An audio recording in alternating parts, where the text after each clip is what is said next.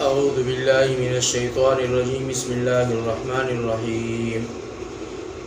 لا جناح عليكم إن طلقتم النساء ما لم تمسوهن أو تفرضوا لهن فريضة ومتعوهن على المسع قدره وعلى المقتر قدره متاعا بالمعروف حقا على المحسنين صدق الله مولانا العظيم. دین مخکې تیرو آیتونو کې الله رب العزت د طلاق مسله بیان کړې وه چې هغه خلک چې خاونې مړ شي یا هغه خاون هغې ښځې ته طلاق ورکړي نو 4 میاشتې او 10 ورځې عدت به چې کوم دی تېروي او عدت چې کوم دی هغه معلوم دی چې 4 میاشتې او 10 ورځې دي، یعنی دا طلاق عدت دی. او د مرګ عدت چې کوم دی هغه 4 میاشتې او 10 ورځې دي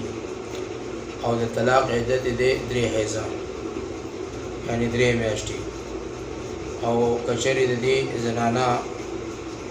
حمل وي او د حمل پته لګي نو عدت دی حمل د زیږېدو دی، یعنی د ماشوم د پیدا کېدو دی. او د هغې آیتونو سره به دا دی چې په هغې کې د طلاق مسائل او احکام ذکر دي او په دې آیتونو کې الله رب العزت طلاق احکام او مسائل ذکر کړي دي. لا جناح علیکم نشته د هیڅ ګناه په تاسو باندې. دا آیت شریف نازل شوی دی په حق د یو سړي کې له انصارو نه چې هغه یوه ښځه وکړه د بني حنیفو نه او مهر یې ولم مقرر نه کو، یعنی نکاح یې ورسره وکړله لیکن مهر یې ولم مقرر نه کړو. او مخکې د دې نه چې الله رب العزت په خپل پیغمبر باندې دا آیتونه نازل کړل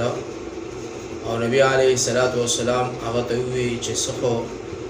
دې له په مهر کې ورکړه، اگر که تا دې له په مهر کې څه مقرر کړي نه دي لیکن بیا هم دې له ورکړه اگر چې ستا د سر یو ټوپۍ ولې نه ده، یعنی دا د دې مهر شو. ځکه الله فرمایي نشته د هیڅ ګناه په تاسو باندې ان طلقتم النساء چې طلاق یې کړی تاسو ښځې خپلې. مطلب څه؟ یعنی ښځه چې د یو خاوند نه خلاصه شوه نو څو پورې چې په عدت کې وه بل چا سره د هغې نکاح روانه ده، یعنی د هغې نکاح نشي تړلی او یا صفا پخه واده ترې نه واخلي. البته که په زړه کې نیت لري چې دا فارغه شوه یعنی د عدت نه پاکه شوله او عدت یې ختم شو نو زه به ورسره د نکاح اراده کوم او یا د عدت په دوران کې چې کوم دی په پرده کې ورته دا بل سړی ووایي چې تا خو به اسیم څوک کوي او ته ډېره ښایسته یې او دارنګې ته ډېره چې کوم دی صالحه یې نیکوکاره یې، نو یا زما د نکاح کولو اراده ده نو چې ستا د عدت خلاص شي زه به ستا سره نکاح کوم. نو دا الفاظ چې کوم دی هغې ته په عدت کې ویله علما فرمایي چې دا روا دي جایز دي. لکه هغه تیرو آیتونو کې وي چې داسې الفاظ استعمالول چې په هغې سره حرمت د هغې راځي یعنی بېعزتي کېږي نو داسې الفاظ نه دي استعمالوله. لا جناح علیکم نشته د هیڅ ګناه په تاسو باندې ان طلقتم النساء چې طلاق یې کړی تاسو ښځې خپلې ما لم تمسوهن تر څو چې مسه کړي نه وي تاسو دوی او تفریضو لهن او مقرر کړی مو نه وي دوی لپاره فریضة مهر ومتعوهن او څه چې ورکوئ دوی لره شته په غني باندې علی الموسع قدره شته په غني باندې په قدرت د طاقت دده وعلى المقتدر قدره او شته په فقیر باندې په قدرت او طاقت دده متاعا بالمعروف دا نه پور کول دی پنه کې وجه سره حقا علی المحسنین واجب دی پنه کو کارو باندې دا یعنی ستاسو د فارا الله رب العزت چې کوم قانون کې خو دی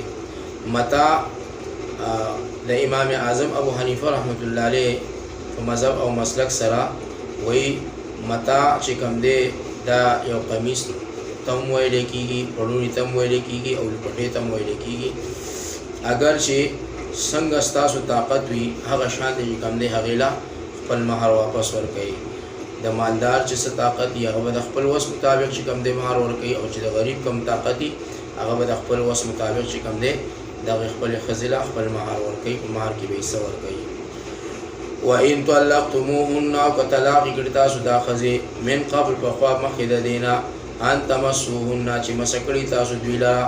وقد فرضتم او حال دا چې مقرر کړی موي لهن د دوی د فار فریضه المهر فنصف ما فرضتم پس لازم د پتا سو باندې نیم د هغه مال ما فرضتم چې مقرر کړی وي تاسو الا مگر ان يعفونا كعفو کی یا معفو ګرځوي دا خزا او يعفو الذي یا ټول مہر یا عفو کړی هغه سره بيدی چې پلاس دقیق دی عقدۃ النکاح غوټه د نکاح وان تعفو او هغه خاوند چې ته او چې تاسو عفو کړلا اقرب للتقوى دا کار دی نږدې دی پرهیزګارۍ ته ولا تنسوا الفضل او ما هي روایت تاسو مهرباني بینکم په مسپل کې ان الله چې بشک الله تعالی بما تعملون بصیر پاږي چې کوي تاسو لیدونکو دی دلته الله رب العزت د مہر متعلق چې کوم دی ذکر فرمایلی دی علما او مفسرین لیکلي دي یعنی کدا خزه وایي چې زدا نیم مہر ناخلمه نو دې سړي ته ټول معاف شو او که خاون وایي چې زدا ټول مہر کامل دی لور کومه نو هغه خپل نیمه حصہ ترنه اخلي نو دا دواړه کارونه جایز دي اگر کنیم ورکی او کټول ورکی حافظوا علی الصلوات دې ساتنه کوي تاسو پټولو او منځونو باندې والصلاه الوسطى خصوصا په منځ منځنی باندې وقوموا لله قانتين چې دا د مازیګر منځ او درېږي خدای ته په ویر سره او درېږي خدای ته په ویر سره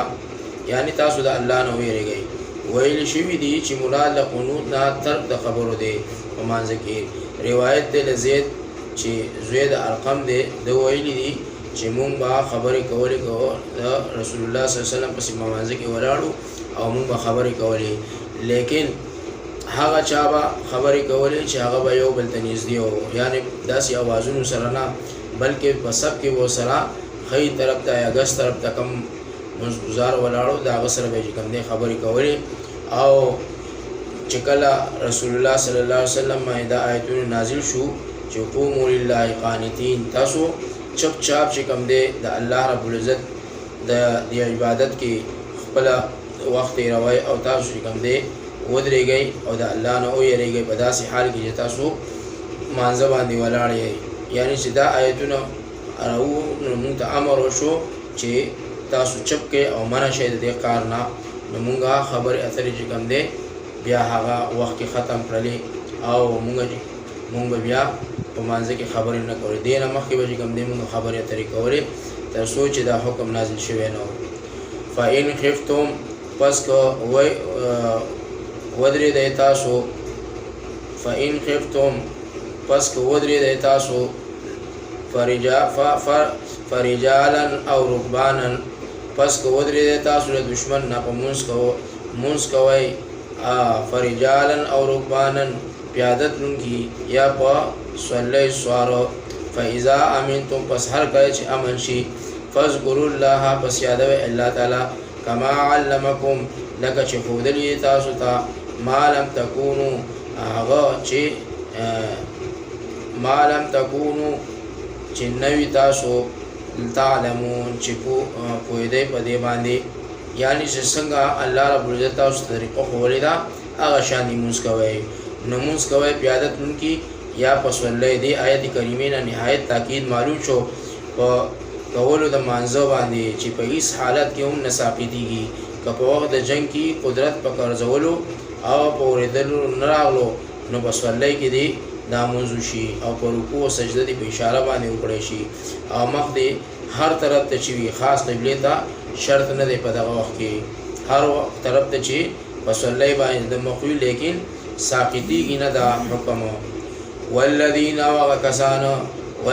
وکسان یتوفون چمړه لتا سنا منکم لتا سنا ويذرون او پریک دی دوی ازواج خزی وصیتا لازواج نو لازم د پدوی باندې چې وصیت وکړي لازواجهم د پاره خزو خپلو متاعا الى الحول غیر اخراج د نفور کولو تر یو کال پورې غیر اخراج او بی وستلو لخپل کورونا فإن خرجنا پس کو پخپل وتی لخپل کورنا فلا جناح علیکم پس نشته د هیڅ ګناه پتا سو باندې فيما فعلنا فی انفسهن پاغه سیس کې چې کوي دوی په ځانونو خپلو کې مم معروف لنیکو کارونه والله او الله تعالی چې عزیز حکیم غالب دی او محکم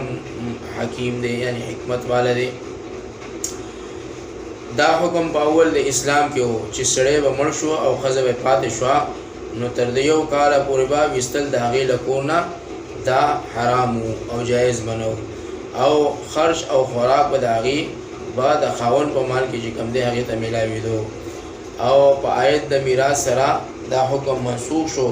او په عوض د نفقې د کال کې 4 میاشتې او اته ورځې چې کوم دی 4 میاشتې 4مه حصه او 8مه حصه چې کوم دی د هغې د نان نفقې د کال په عوض کې چې کوم دی هغه مقرر شوله او په عوض د عدت کې د یو کال په ځای باندې 4 میاشتې او 10 ورځې چې کوم دی هغه مقرر شولې یعنی چې د کمې ښځې خاوند به مړ شو نو هغه به تر یو کاله پورې چې کوم دی د کور نه وتل د هغې دپاره حرام او هغې نان نفقه او د هغې خرج اخراجات په د هغې د خاوند د حصې نه چې کوم دی هغې ته میلاوېدو دا د اسلام نه مخکې حکم لیکن چې کله د اسلام حکم راغی نو دا ټول احکامات چې کوم دی الله بدل کړل یعنی د نان نفقې هغه خرچه چې کومه ده هغه د یو کال په ځای باندې 4 میاشتو او 10 ورځو ته چې کوم دی راغله او په میراث کې چې کوم دی د نان نفقې هغه حصه 4مه یا 8مه حصه مقرر شوله او په عوض د عدت د یو کال کې 4 میاشتې او 10 ورځې چې کوم دی د هغې دپاره مقرر شي او هغه کال عدت چې کوم دی د هغې ختم شو وللمطلقات او شته طلاقو کړی شو لره متاع بالمعروف نفع ورکول په نیکه طریقې سره حقا مقرر شوي ده علی المتقین د پاره د پرهیزګارانو باندې كذلك هم دارنگی یبین الله بیانوی الله تعالی لکم دا احکام قبل آیاته تاسو ته چې وښایي لعلکم دپاره تعقلون چې تاسو فکر وکړئ په دې خبره کې یعنی الله رب العزت تاسو ته د خپل احکام کلا واضح طور باندې چې کوم دی بیانوي دپاره د دې چې تاسو د خپل عقل نه کار واخلئ او د الله رب العزت